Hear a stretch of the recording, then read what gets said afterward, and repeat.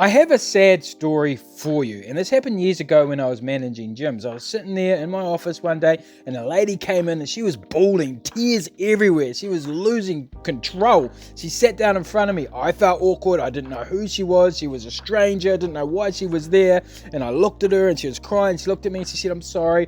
I'm so sorry. I've just been to the doctors," and we were in a mall, and the doctors are upstairs, so she must have seen us when she was come downstairs on her way out. She goes, "I just seen you guys and I didn't know where to go, and the doctor, he told me I'm not going to live past 45, and I've got 2 kids, I'm a solo mother, I don't work, I didn't know what to do, I just came in and I saw you, and here I am."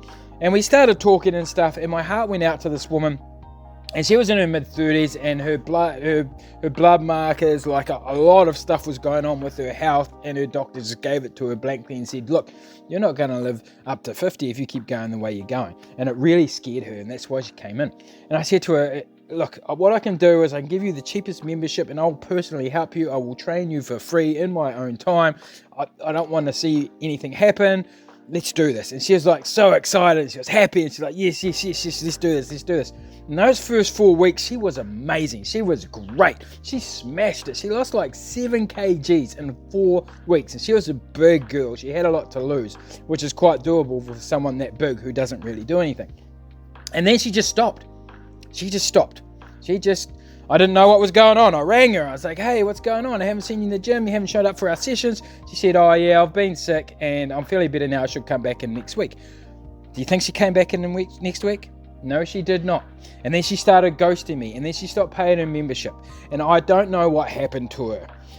My thoughts, and this is just an assumption because I do see it happen a lot, and I've seen it happen a lot over the years, more than I'd like to admit, but the thought of death isn't enough to help some people. I've talked to people so much over these last few years that are at risk of destroying their liver because they drink too much, or they're at risk of getting diabetes because their blood sugars are really high and they eat too much sugar. There's so much going on with some people with their health conditions, and it's just not enough to get them to do the stuff to turn it all around.